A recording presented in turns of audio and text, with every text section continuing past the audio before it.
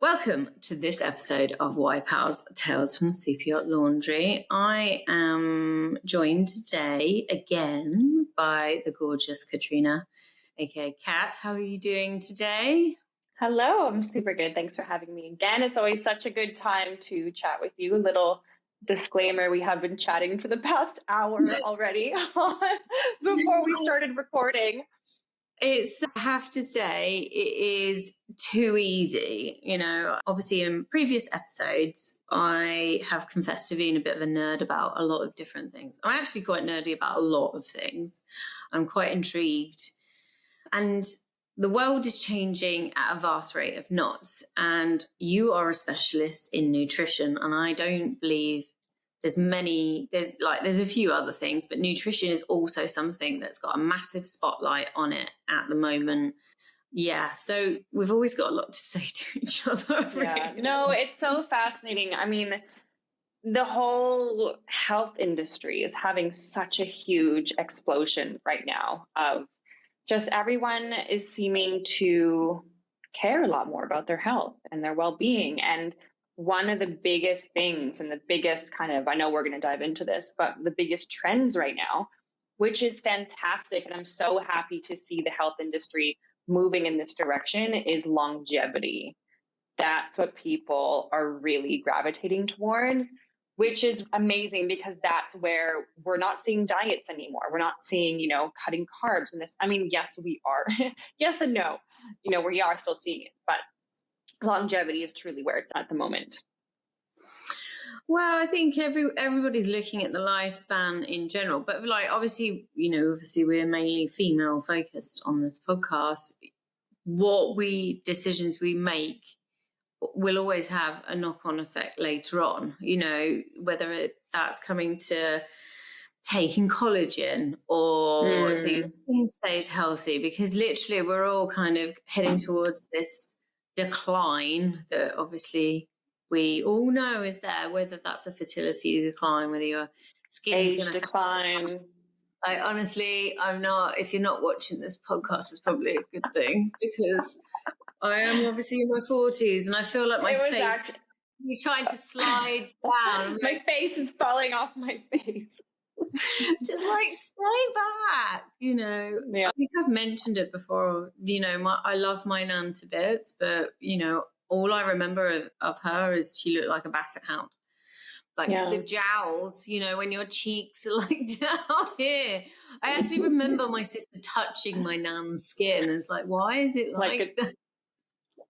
Like a jerky. I know what I've inherited, so I'm just trying to prevent it at all costs. No, but I think there are things that now with technology and with products, we can lessen the effects of what our previous generations did see. I listened, I've obviously passed it on to you. We were talking about a podcast that I've listened to, and this physician was actually really interesting. She believes that we should be living to at least 120 now. And what we can do, why not attaining that on a regular basis. But 120 years old, I don't know whether I want to live to 120 years old. Well, going back to the topic of longevity, and the whole purpose behind longevity is not necessarily to push out your years of life, is to have more quality of life in those years. So let's say if I had an expiry date at 85, right? Me focusing on my health and longevity doesn't necessarily mean I'm going to push that out to 90. It's always going to be 85, but I'm going to live to 84 and a half within good health, decent health, right? I'm not dealing with a burden of chronic disease, which majority of people in their 60s, if they're not looking after themselves, that's what they start to feel the effects of, diabetes, heart disease, high cholesterol, atherosclerosis, kidney issues, all this stuff, which is all preventable through focusing on health and longevity. Well, let's get into it. So nutrition. So obviously, if you've not heard Kat's episode, Kat is the Yachty Nutritionist.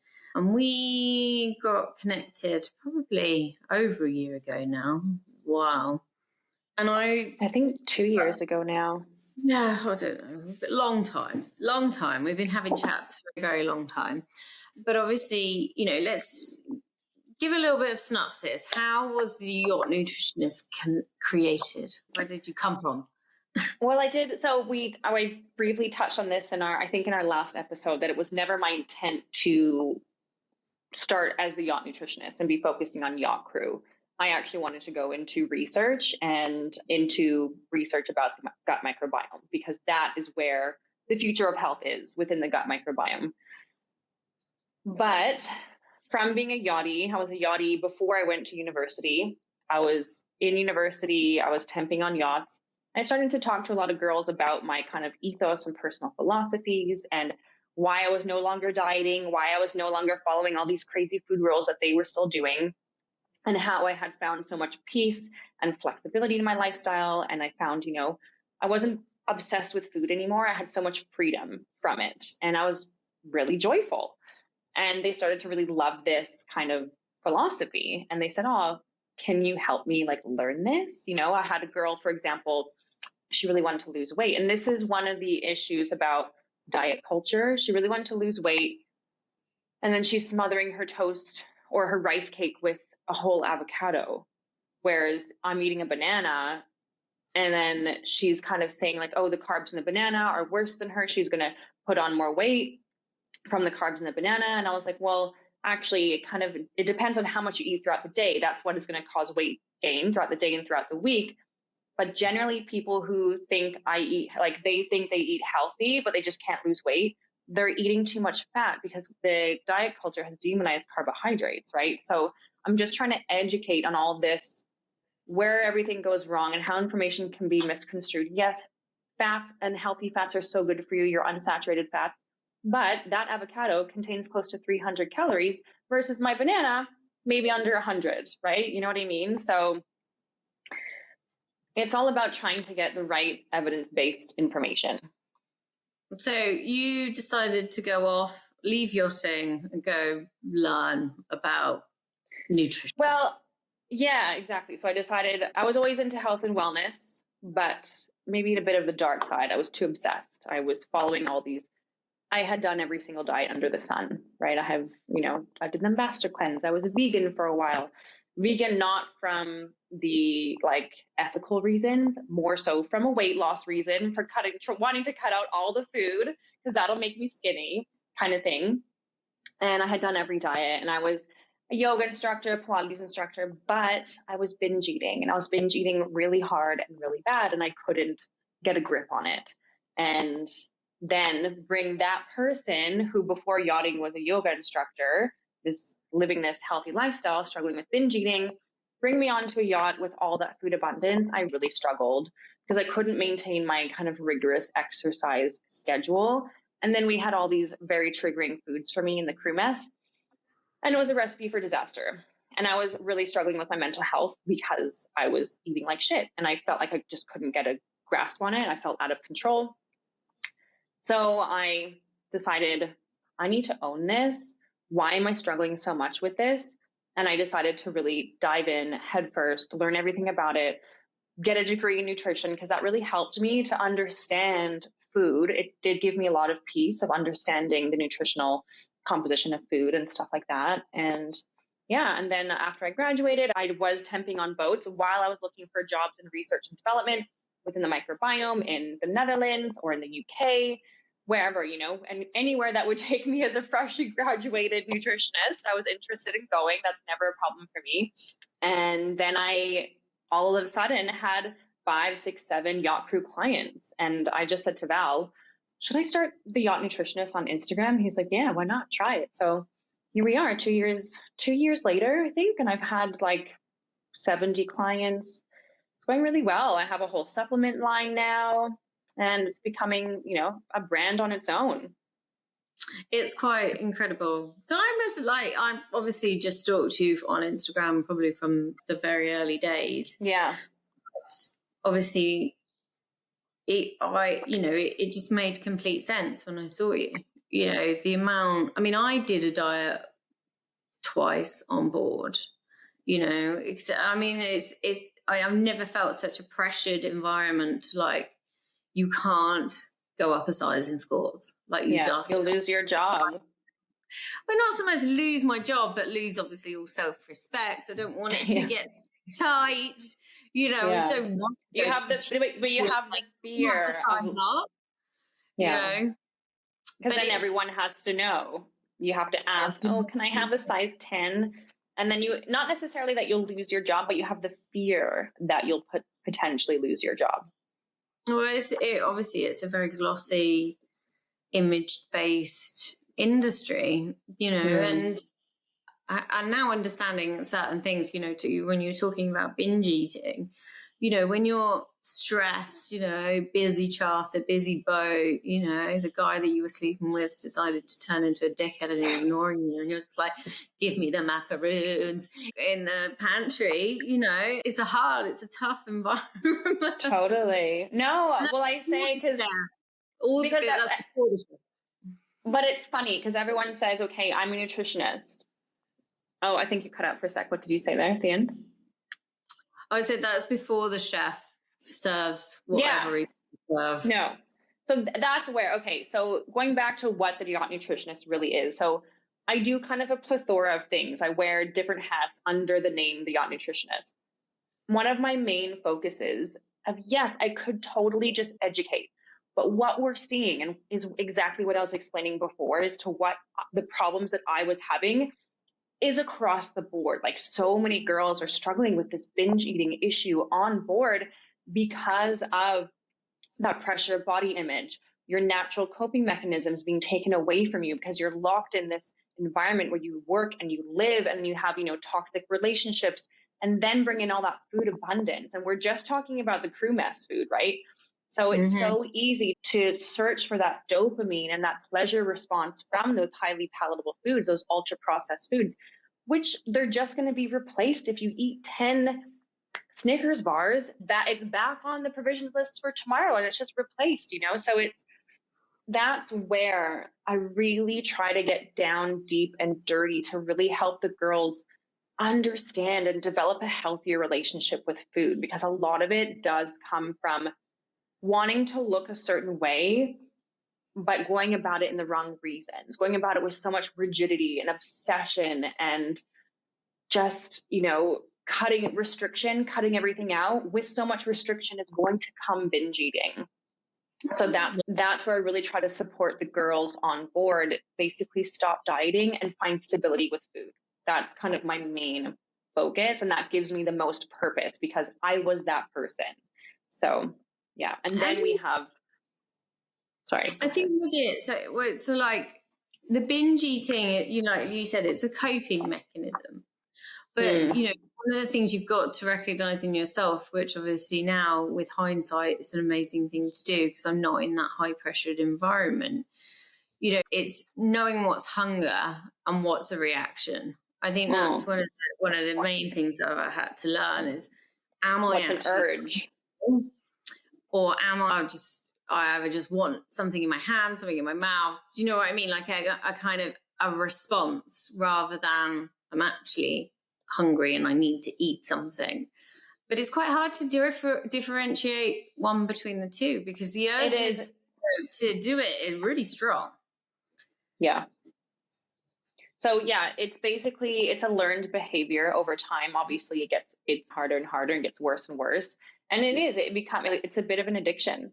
It's a habit that your brain has created. So for example, a lot of girls on board, a lot of my clients, they're stress eaters and emotional eaters, like stress binges and emotional binges, right?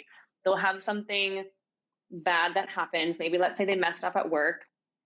They get kind of reprimanded or spoken to by the HOD, but it's not really that bad. But their brain, you and I now, because we have such a balanced relationship with our stress, we have resilience and all this kind of stuff. Well, we just, I'm so sorry. Like, I really didn't mean, let's say you broke a crystal glass and it's a one of a kind Lalique champagne glass. We would just be like, oh my God, I'm so sorry. Apologize, right? Like I slipped. I'm so clumsy, whatever. But someone who deals with binge eating and stress eating, emotional eating, they will severely internalize that. And their brain tries to escape it by going for food instead of just kind of brushing it off and like yeah, I made a mistake and that's, it is what it is kind of thing. And we accept it and we move on naturally. Their brain says, oh my God, this is so terrible. This is so horrible. I'm a bad person. Food. Like I can't deal with this emotion. Basically, I have to have food.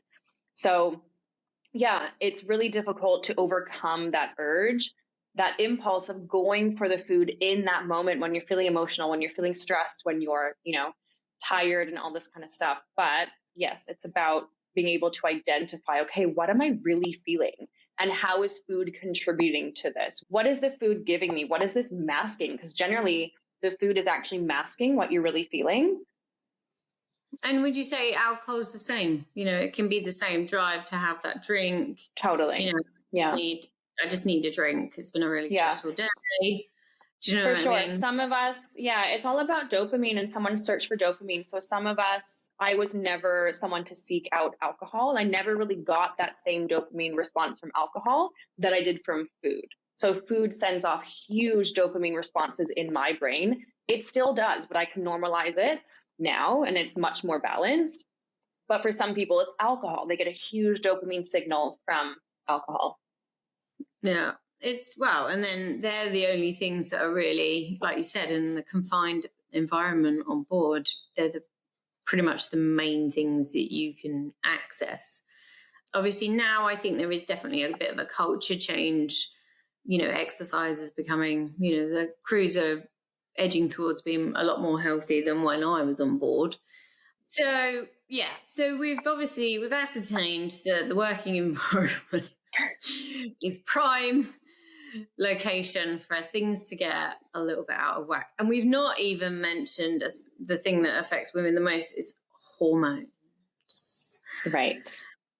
So food and hormones and your cycle on board, it's not just like the perfect cocktail.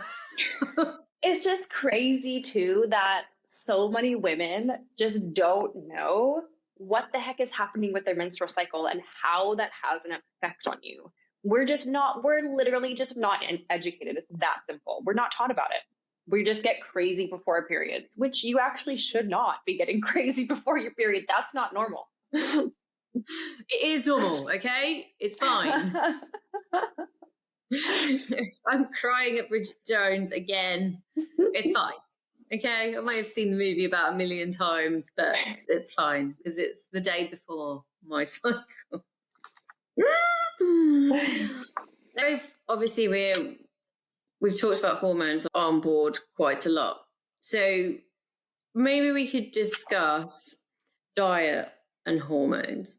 How does your diet, or how can your diet affect your body and your hormones in a very obviously hyper-focused, intense working environment? Well, I have a really good example from one of my current clients at the moment, actually. She's a chief stew on a 45 meter, and she is carrying some excess weight that she doesn't want to be carrying. She wants to lose weight, but her problem is that she doesn't eat. And you would think, oh, well, shouldn't she be thin? Well, you would think because she has such a minimal caloric intake, but her cortisol is so high because she has the stressful environment that she's working in. Being a chief stew is bloody hard. And then also on a 45 meter, you're doing everything. And then she's massively under eating. So the stress that puts on her body, and then also the stress of really wanting to lose weight. So what we're trying to do with her is that we're trying right now to kind of upregulate her metabolism because it's massively downregulated. She just can't drop the excess weight because her body's in a chronic state of stress and inflammation. So as soon as she starts to eat more and her metabolism will start to increase and her stress starts to come down, that weight is just going to start shredding off of her body. And she noticed it so we were working together for about 3 weeks. And she was like, oh my God, I feel amazing. I have so much energy. I feel like already my score is looser. What is this magic? And I'm like, you're just utilizing your metabolism to work in your favor now.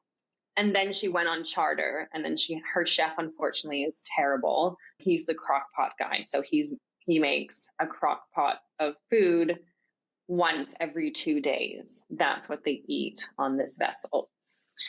So not good enough. And she doesn't like it, obviously. She said it's gross. Like, it's just like a big mush of food. And she's like, I don't want to eat that. It's yucky. So, she's back to kind of having a piece of toast with some ricotta and cucumber. We're trying to get her to have foods in the crew mess that she can make herself, if she doesn't want to have the crock pot food.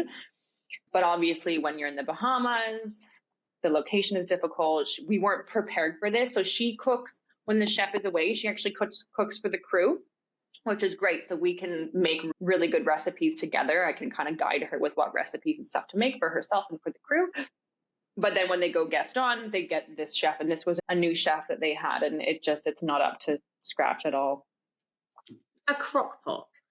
It's not like back in, war days where you'd have like stew on the fireplace for 5 days. It's the same goddamn stew. Do you know what I mean? But like also, it's just mad. I understand if, he's new to the industry. That's what it is. He's green to the industry.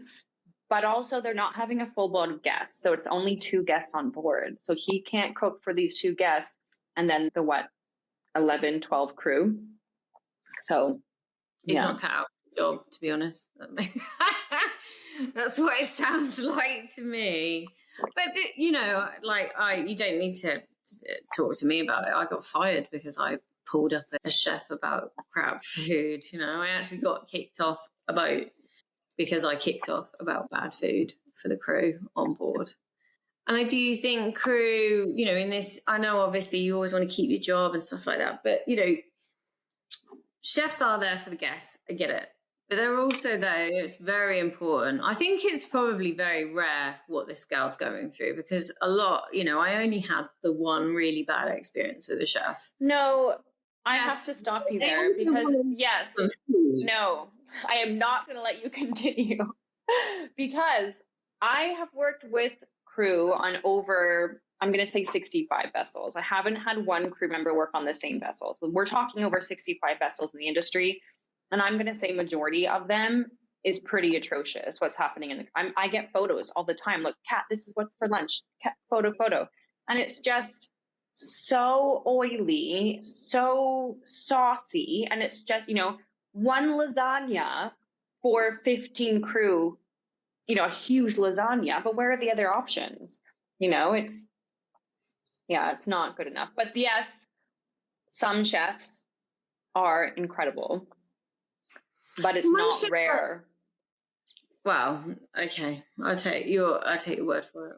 It's very disappointing, to be honest. Yeah, it is. It's not nice. It's, the repercussions of always running such a tight ship. I think, some boats, 45 meter, you can still have 12 guests, breakfast, lunch, and then, you've got your 8 crew as well. It can be quite intense for chefs on board. Do you think, obviously we get onto the industry, they need to talk to chefs a bit more about obviously they do want to always give the client a good time, but what they're doing to crew? Or do you think they're aware? Do you think who is aware? The chefs, like what, if they... I honestly, I think the chefs are tired. After trying to pull off the best meals for the guests, the crew, they're tired. They're massively overworked. It's a lot of pressure. And the crew get second best. Of course, the crew is always going to get second best, but we need the second best to be of higher nutritional standard on a lot of vessels. That's basically the conversation, and that's what I'm trying to push for. But I mean, that doesn't take away how overworked the chefs are and how much demand is on them. And a lot of the times, yes, you completely lose passion for it, and you're never going to make everyone happy because you'll have, the crew are probably harder to cook for, and I know they are harder to cook for than the guests. Because everyone has an opinion, blah, blah, blah, and it can be so irritating. So in a way, it'd be nice to kind of support the chefs a bit. Maybe give them ideas and options, I think that they need more support for sure. So it's not all the chef's fault. bless them. I do love chef, I have to say. Oh, they are fun. Make friends with chefs. I really miss having a chef cook for me. After all that being said, having now to cook all of my own food, which is great. You know, I have the freedom of choice now, but chefs are incredible. I have my own chef, for sure. Like, honestly, it would be an absolute dream to be that minted that there's just like a chef in your house. I was just like, to cook something. I like food. I really like food. Don't really like cooking it. I'm not really that interested. But, you know, I can cook, and I can cook quite well when I put my mind to it, but I just don't want to. I don't want to cook. More so the cleanup. That's the worst. That's the worst of it. That as well. Okay, so what's going on in the whole world of foods? Do we want to do nutritional trends or diet trends? Let's go diet. We're all girls. Everybody's on a fucking diet. What are you on a diet? What are you doing? What am I doing? I have been in and out of like the fast 800, so like ketosis type stuff. I'm kind of okay with where I'm at the moment. You know, I don't want to get too much belly fat, because obviously that's the thing when you get closer to going through menopause. Right.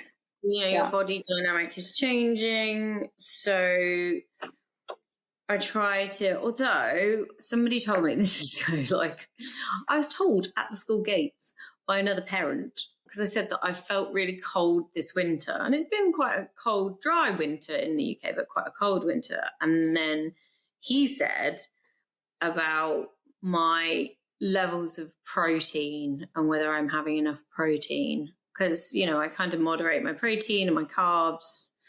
And are you having enough protein? I don't know. Just try not to have too much. I don't know. I probably to be honest. One chicken breast, one piece of fish, you know, I don't weigh anything, you know? Yeah. No, but to be honest, you just said it. I do think I think it's really important that everybody should weigh their food for 3 weeks, for a month, just to see the numbers. Obviously, a lot of people kind of get obsessed with the numbers, and there's an issue with that. But just to know, okay, like this is what 20 grams of protein looks like from yogurt, and this is what 30 grams of protein or 20 grams of protein looks like in chicken breast or whatever. Like, just to know those numbers they can be so empowering. I think it's just knowledge. Enough, so like a chicken breast is probably, I don't know, on average like 250 grams in weight as it is. So it's probably like on the higher side of the amount of protein that I should be having. So yeah, you know, but I have to say, after losing like the weight after Esme, diet fatigue, can't be asked. Don't want to think about it. I spent a lot of time and effort, and then now I just don't want to mess it up. So that's kind of where. But when you say that though, when you say diet fatigue, like you obviously still care about your nutritional profile. Like you still think about that when you make food? Yeah. I mean, I try and use the recipes that I've kind of used, but like I'm probably a bit boring. Like I eat clean, like I eat a lot of steamed veg, potatoes, because I'm from the UK. Because you're British. Rice, not tons of pasta. I don't really like how pasta makes me feel, to be honest. At the end, I've had my gallstones removed, so I just have to be a bit careful with fats. Now, I don't think it's a huge, if I have too much fat, so I was explaining this to somebody else the other day, you know, if I have a croissant with butter and jam, I generally feel a bit meh afterwards, or a carbonara. Will you feel nauseous, or you just feel like sluggish? Probably more nauseous, like it's just a bit too much fat. Now I might be completely thinking it, and it's, you know, they said that I could, but just if I have too much fat, I generally don't feel great. I don't know whether that's just me in my mind or whether that's actually science for not having gallbladder anymore. But I'd rather that than the feeling of having gallstones, because it was pretty grim. So painful. So horrible. I said to a lady that I'm actually recording for the podcast tomorrow, I would take labour pain over that pain. Wow. That's how bad it was. Wow. That's incredible. I think it's probably what it feels like to be stabbed in the side with a spear. Wow. Did you get the green whistle? Were you sucking on that thing? No. So I had kidney stones. So kind of comparable-ish. They did say that the pain that I went through with my kidney stones was worse than childbirth. I don't know about that because obviously I haven't been through childbirth, but also I forget how bad it really was, but it was bad. It was so bad, the kidney stones. I was vomiting. I was on the floor in the bathroom convulsing. We called the ambulance. Obviously, we didn't know what was going on. And I had this just crazy pain in my back and my side. And then they gave me the green whistle, which is what they give people for uncontrollable pain, basically, in the ambulance. I think it's like that might be wrong, but I think it's like a fentanyl stick. You're like inhaling some kind of, but it was really good. It completely took away the pain. It was amazing. But it sounds pretty good. I'd always be open to it if I ever needed it. So I wouldn't, so yeah, my diet is not, I've not really been focusing too much on my diet at the moment. I've been experimenting with shrooms. I have to say that's probably my new thing. So just trying to get my focus better, all the different magic shrooms that are out there, that making gummies and capsules and, although I eat mushrooms. Basically like nootropics type of thing. I just kind of experimented with that. My sleep, I've always been a really light sleeper, so I have been taking CBD oils to help me sleep. But I think that's just a knock-on effect of having a child, because you're always like one ear open at all times. Right. Just becomes super sensitive to any noise in the house. So like if the dogs roll over downstairs, it wakes me up, which is just bonkers. So yeah, I kind of been experimenting with that kind of stuff recently. But like some of the other trends that are out there. So I suppose it's kind of in the realms of intermittent fasting kind of thing, I guess. Obviously calorie deficit, that's kind of where you need to be. That's where I kind of got into the fast 800 and the fast 1200. If you want to lose weight, obviously, yes, a calorie deficit is what else do. Diet trends. Mediterranean diet. I didn't realise that was a diet, because a lot of the stuff in the med is yummy. The Mediterranean diet, it basically it's obviously, as I live in the Mediterranean and you've been many times in the Mediterranean, you know that there is a lot of fried food. There's a lot of unhealthy foods, but the Mediterranean diet is basically trying to have majority of your intake from fresh whole foods, lots of healthy fats like your olive oils, your olives, your fatty fish. And, you get your antioxidants in your red wine. So there's a lot of benefits to a Mediterranean style diet. Yeah. I mean, I'll always enjoy it out there. I mean, it's like things in the med that always say, like bread, best bread, generally. Yeah. But this also, just to correct the language a little bit, like someone's diet is basically their general intake. So we can use the word diet in two different ways. Like if someone's dieting, they're doing something, they're trying to manipulate food in some way, some manner to lose weight generally. But someone's diet, like my diet, doesn't mean I'm necessarily following, a certain regime or regiment of eating. You know what I mean? A style of eating. Yeah, it's like the eating style. Yeah. I would quite like a style of eating where I'm sitting outside with a glass of rosé eating tapas, to be fair. Aperol. Yeah, totally. I'm not a fan of Aperol, I have to say. I've tried it many times. I love it. It's my fave. Yeah, I love it. So what else? Plant-based diets. So obviously on the rise. We do a lot of veggies, a lot of vegans out there. Yeah, so plant-based are great, really good for anyone who has any autoimmune issues or autoimmune diseases, because they will absolutely lower inflammation and your inflammatory markers, which is what causes someone to have episodes of an autoimmune disease. So rheumatoid arthritis, alopecia areata. What else is there? Kind of like your eczemas, psoriasis, stuff like that. That's quite interesting, because doesn't the carnivore diet say it can do the same? Okay, so the carnivore diet is basically... Not like the raw one, just the normal one. Yeah. So someone following the carnivore diet, generally, the reason why they're deciding to go on the carnivore diet is because they're experiencing some kind of like gastric upset. Maybe they're bloated all the time. They're feeling maybe like a little bit inflamed, and they decide to try the carnivore diet. What the carnivore diet is in of itself, in a nutshell, it's an elimination diet to the farthest extreme.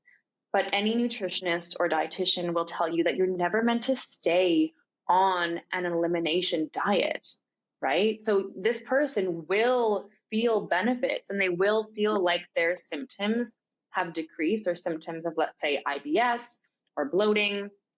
They're feeling so much better because of this new diet that they're having. It's not because of the diet, it's because of what they have eliminated. But you're supposed to figure out what is causing you to experience those symptoms through slowly introducing foods back in. And let's say for this one person who's on carnivore diet and they're getting a lot of bloating, let's say it's cheese, right? Can you eat cheese on a carnivore diet? I don't even know. I think you can maybe eat cheese. Do you know? I think they eat dairy, right? Oh, did we break? Yeah, we just broke. So the carnivore diet did they... Go ahead, sorry. Yeah, so the carnivore diet, you're saying, is obviously a limitation diet, but obviously a plant... Elimination. Yeah, but you've eliminated... Well, they're both the same, but in the reverse. Right. Yeah. So basically, you want to lower inflammation, and that's what the idea. The carnivore diet does not lower inflammation. It actually increases someone's inflammation. So if someone has an autoimmune disease, that would be the last thing I would recommend to them, because meat is very naturally inflammatory, whereas plants are not so much. They're not inflammatory. But what I was saying with the carnivore diet is that you're supposed to, when you're following something so extreme because it makes you feel better, you're supposed to figure out what is the food that's causing your uncomfortable symptoms. So you've got to reintroduce stuff bit by bit. Exactly, bit by bit, and seeing if you're being triggered or your symptoms are coming back. Chances are they might not even come back. But if it does, let's say if it's cabbage that causes a lot of stomach upset, you can fix that. It doesn't mean you're never going to eat cruciferous vegetables ever again. You just have to introduce them in a way, in very minute amounts, that your gut microbiome becomes familiar with them again and it knows how to deal with them. So it's, as I was saying, I'm so fascinated with the gut microbiome that this is what I wanted to go into research. You can completely change your gut microbiome and you can heal it and you can support it and let those little microbes flourish. So that's becoming more a thing of gut focused diet to just try and recultivate what you're supposed to have naturally. Totally. Yeah. Because there are many things that most people eat not knowing that they just destroy your gut health. Yeah. Definitely. There are a few things that you would perhaps flag that are not going to be good for your gut. For sure, sugar alcohols is one of them. So they're sweeteners that are used. A lot of diabetics will rely on them in a sweetened product. So that's anything ending in ol, O-L, maltitol, erythritol, xylitol, sorbitol. So those are generally very inflammatory for your gut microbiome. A lot of people will feel a lot of bloating from eating too many protein bars or having too many like diabetic friendly cookies or something like that because of the sugar alcohols. They cause a lot of problems with the gut microbiome. Yeah, there's a lot of them out there. I would say your ultra processed foods. Absolutely. Those are probably, even worse than the sugar alcohols. But the sugar alcohols are generally found in ultra processed foods. What about cutting out sugar from your diet? I think if someone is adding sugar into their food and into their teas and coffees, and there's no need for that, like that should definitely be cut out. If you're cooking with a little bit of sugar here and there, that's completely fine, just as, a tiny bit of flavor enhancer. If you can go without, even better. But for sure, sometimes I'll put a bit of sugar into a little bit of sauce or into Thai, like a pad Thai. I'll put a little bit of maybe a tablespoon of sugar into my big pad Thai that I'm making. So it's like 1 tablespoon is going into something I'm going to eat and get maybe 5 meals out of for me and my partner. You know what I mean? Like each of us not eating 5 times, but 1, 2, 3 servings each or something. So it depends on the quantity of how much someone is eating, but for sure, reducing the amount of sugar someone is ingesting, it will be beneficial. Well, and obviously, we've talked about it before, like Onboard, going to the snack cupboard, taking in that massive amount of sugar as a quick hit, then you crash, a couple of hours later, because that's it's not going to help. No. The ups and downs. No. So in that sense, those types of foods, obviously, having a Snickers bar every few weeks because you love it and that's your favorite candy bar is completely fine. But if you're having like 6 Snickers bars in a day and you're putting sugar into your coffee and then, there's a limit, right? There is a limit. I went to the supermarket the other day and I was standing behind a woman that had 7 cans of Red Bull in a basket. I'm like, I can't believe people still drink that stuff. Well, don't get me wrong. I think there's a time and an emergency for everything. If you're feeling that hungover and that rough and you just need to, then maybe there's a place for a can to just get you through like the next 4 hours of your life so you can go home and die. Because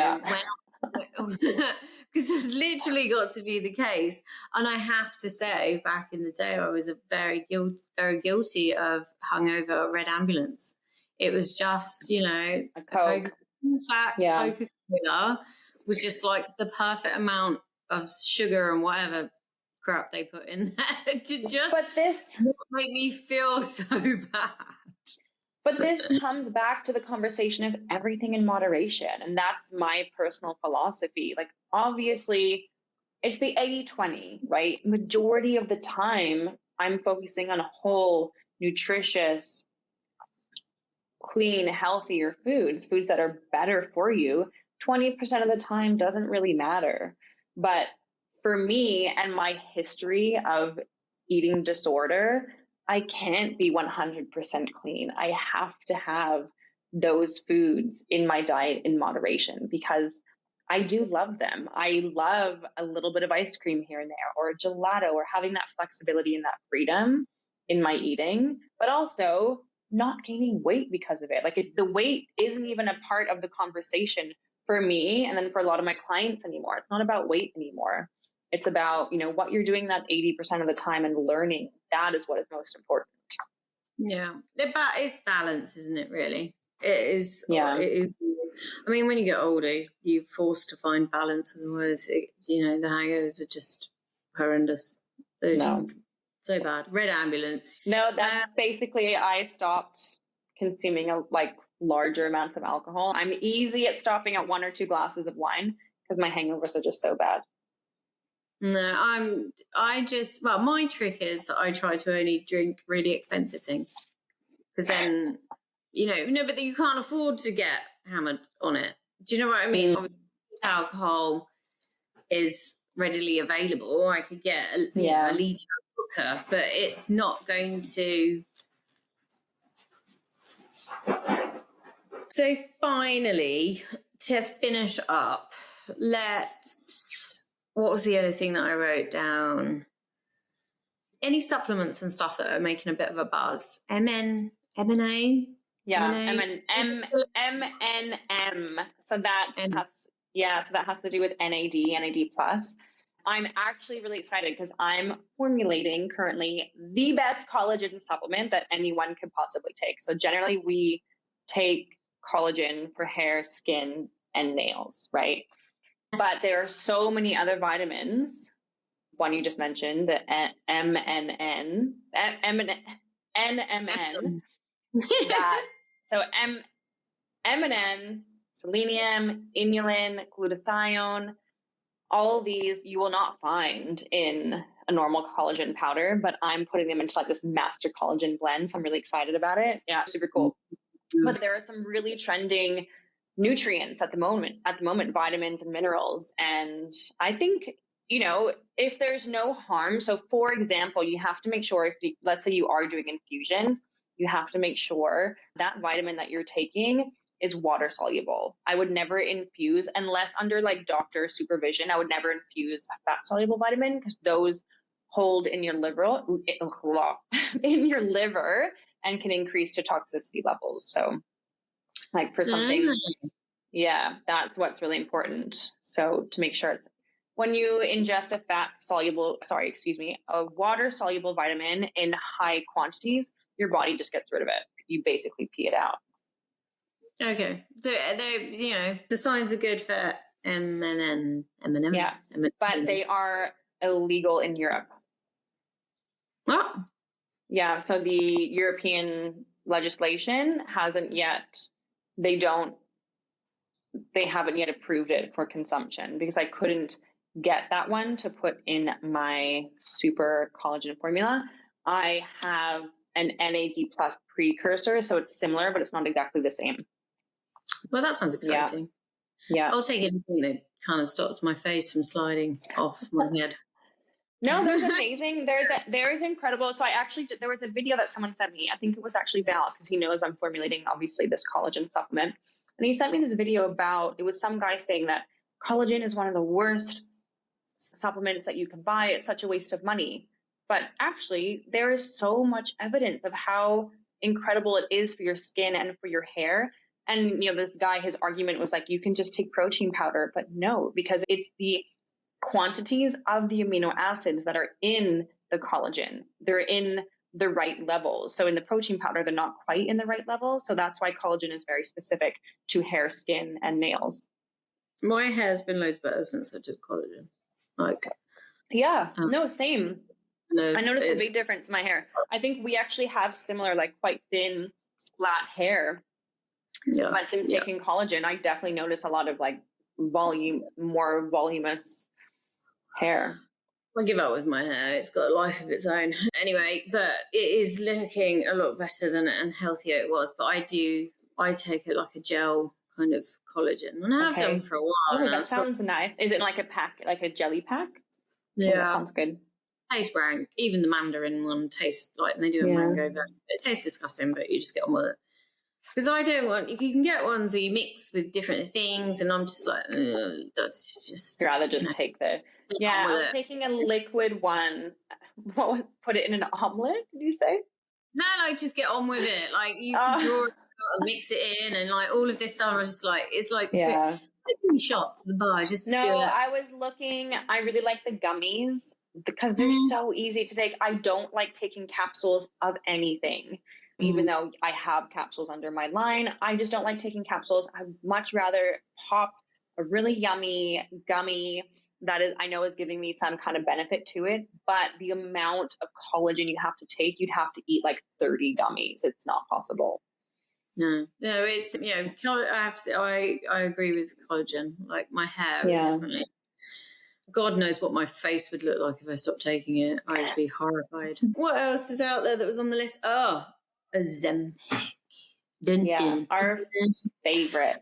We discussed it just because you were saying that you just had your first client that was experimenting with it. What's your verdict? Have you had any more individuals? I think I've had about three clients, and then one person I personally know who has taken some form of a semaglutide GLP-1 agonist. Semaglutide or the tirzepatide.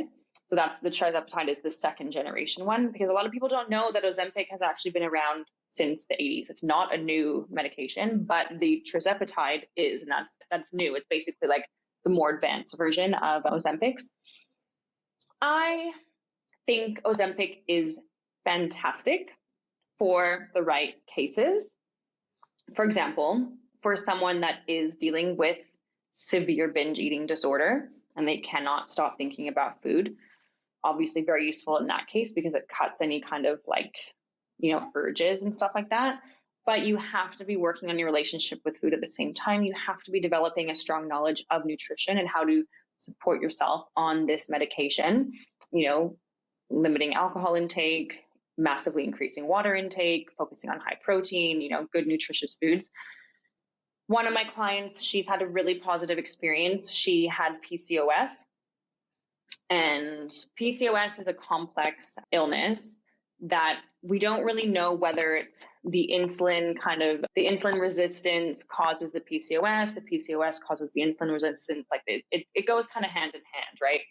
But the biggest recommendation is for people to lose weight who have PCOS, and you can reverse your PCOS. Anyway, she just couldn't lose weight. We were trying, and then she decided, look, I think I'm going to try using Ozempic to help me to lose weight. She had not had her period probably for about a year, almost maybe 2 years. She was really struggling with her like she would get a period off and on, nothing regular.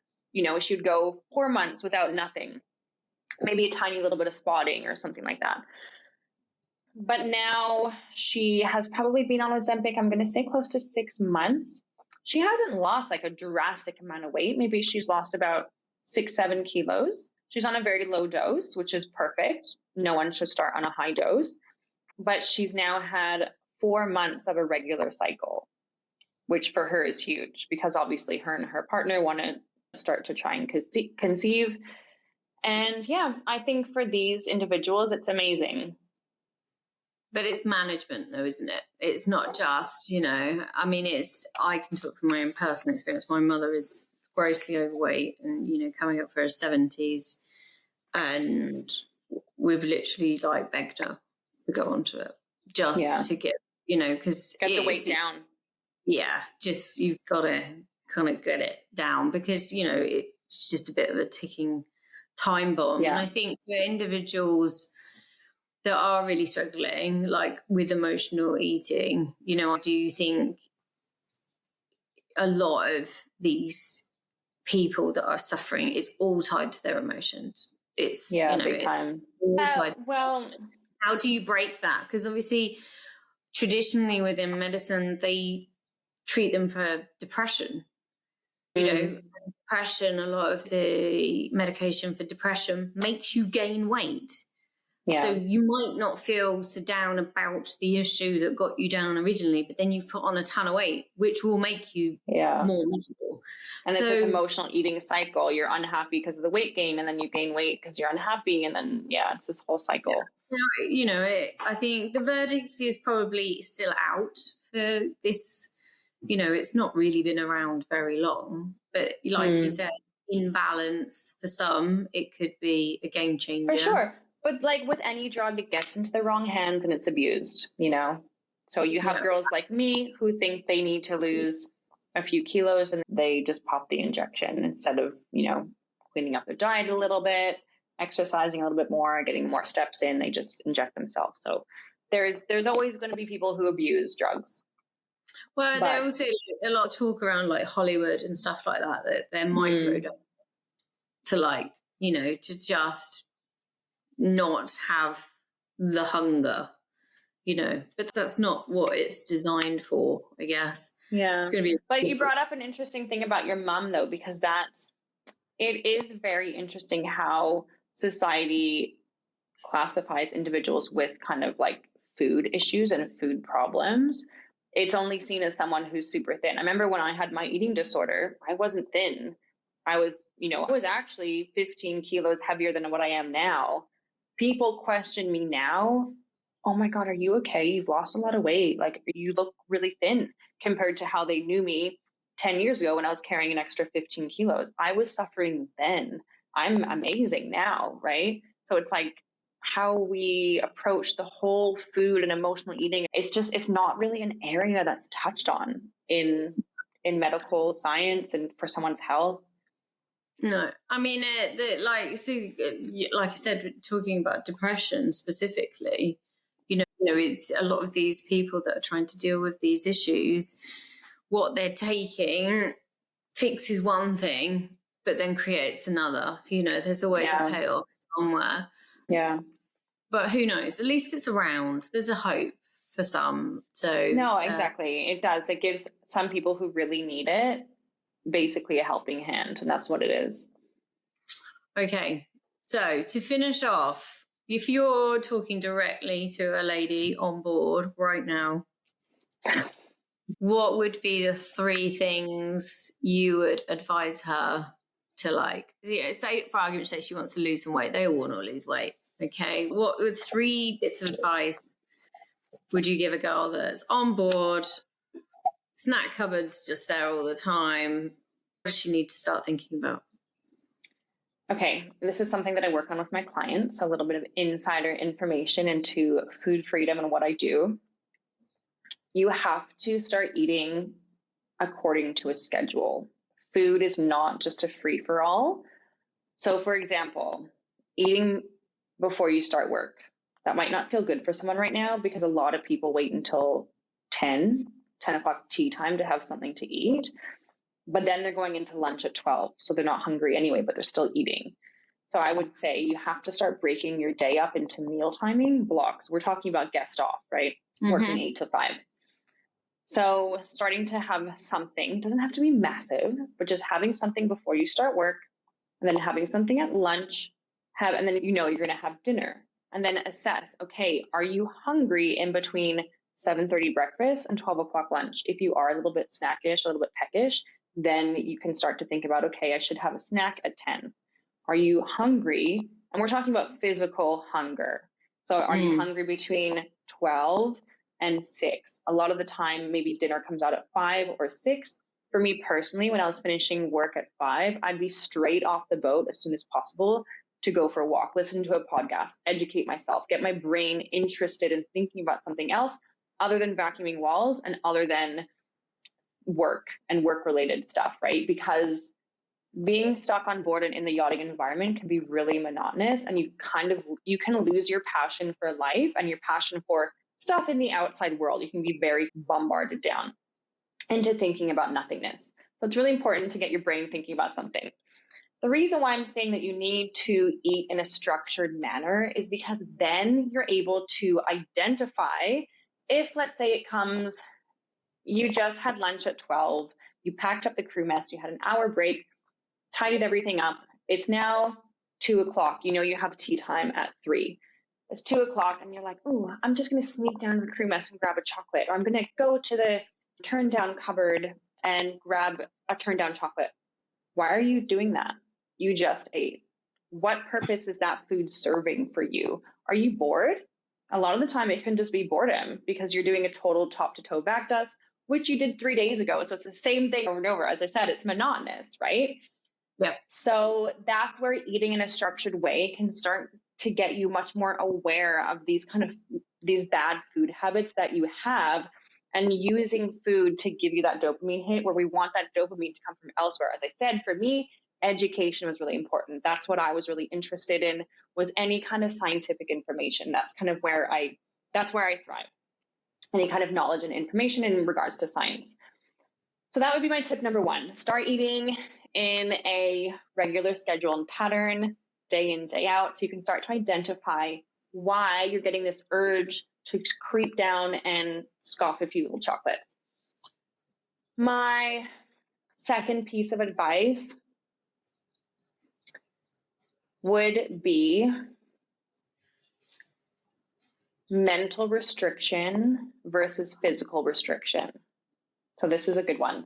A lot of people don't know what mental restriction is. So there's 2 forms of restriction that we see with someone who might be struggling with the binge and eating cycle. So we have physical restriction, which a lot of us don't eat carbs. That's a physical restriction. So a lot of girls, when they first work with me, carbs are the devil, they minimize, restrict. Carbs are your brain's amazing fuel. They're really good for you, obviously in moderation. I'm not saying eat massive bowls of pasta and bread every single day, right? It's all about moderation. And we want to get you comfortable and peaceful with this food that you think is, causing horrific weight gain, is really bad for you, causing inflammation. The list goes on. So physical restriction, we can overcome that easily just by kind of slowly reintroducing this food, but you're probably still dealing with mental restriction. And that's the way you speak to yourself when you're eating anything. It doesn't even have to be a food that you're restricting, but how you're talking to yourself. So for example, for someone that does struggle with with the binge and restrict cycle, when they eat, let's say it's a carbonara, right? They really want it, but they're scared and they're like, okay, I'm going to allow myself to have someone because Kat said I need to overcome this physical restriction to get myself more comfortable with food.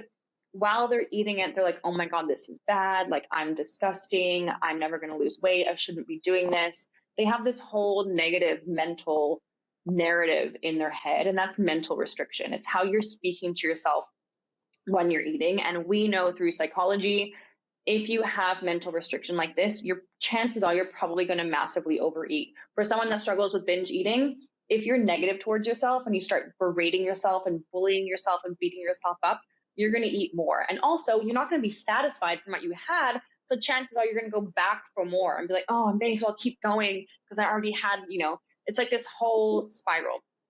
So try to take your time while you're eating food. Speak to yourself kindly, right? Speak to yourself in a way like, this is actually really nice. Oh, the pasta is cooked perfectly. I love it when it's al dente. It's a little bit chewy. I love the texture.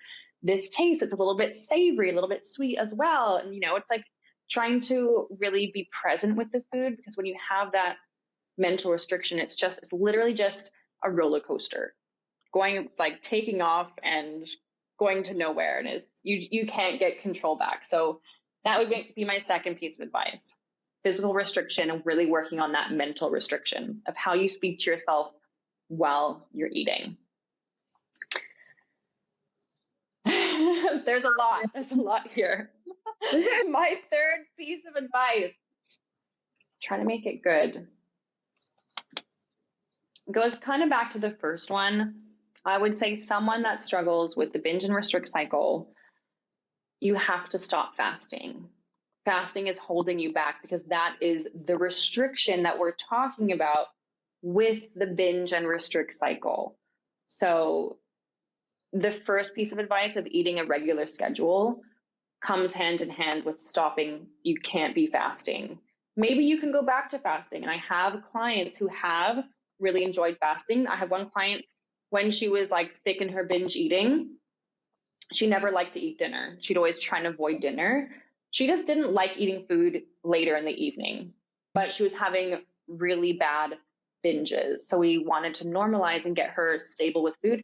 And now she's back to fasting and not eating dinner when it feels right for her.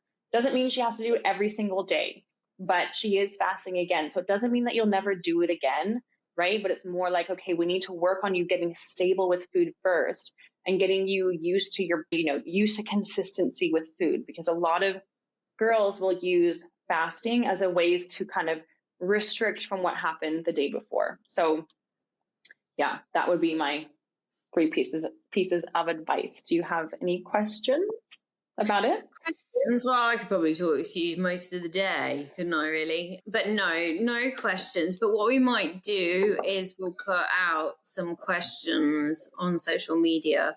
If you're listening to this and you recognize that maybe you've got some issues with this binging cycle or anything that we've spoken about on here, please get in contact with Kat. She's awesome, great to talk to. Nobody knows better. But just having an initial conversation could, help you dramatically. She's been there.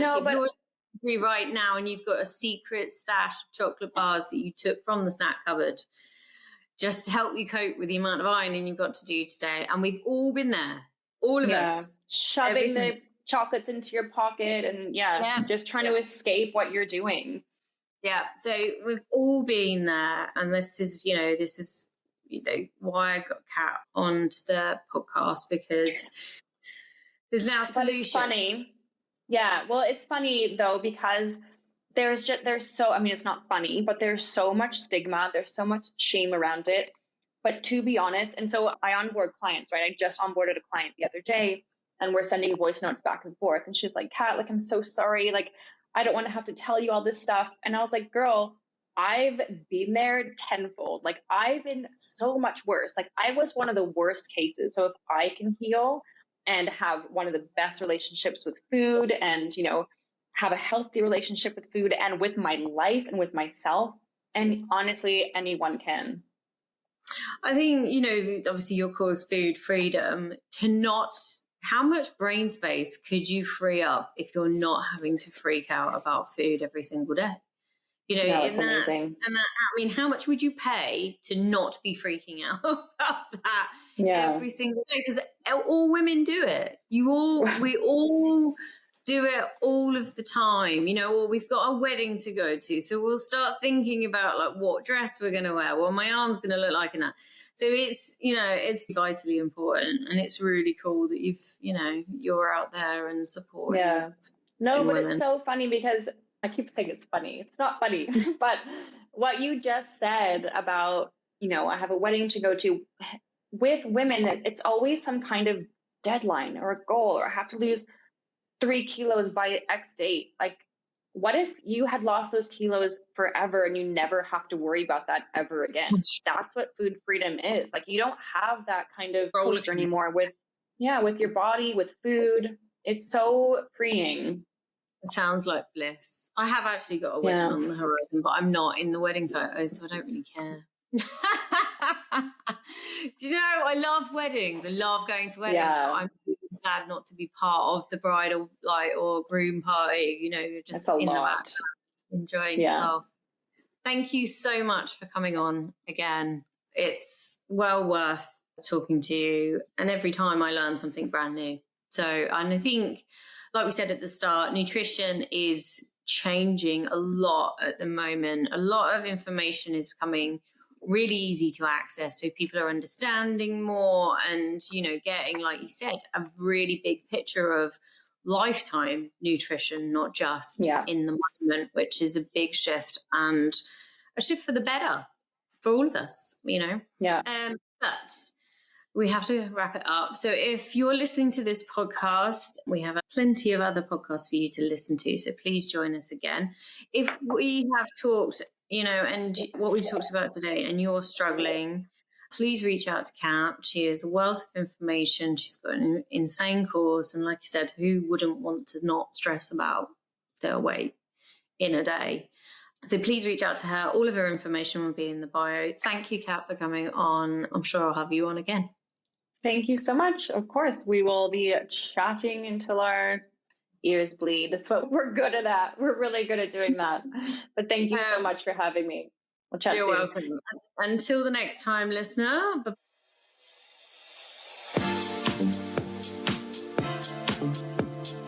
Bye.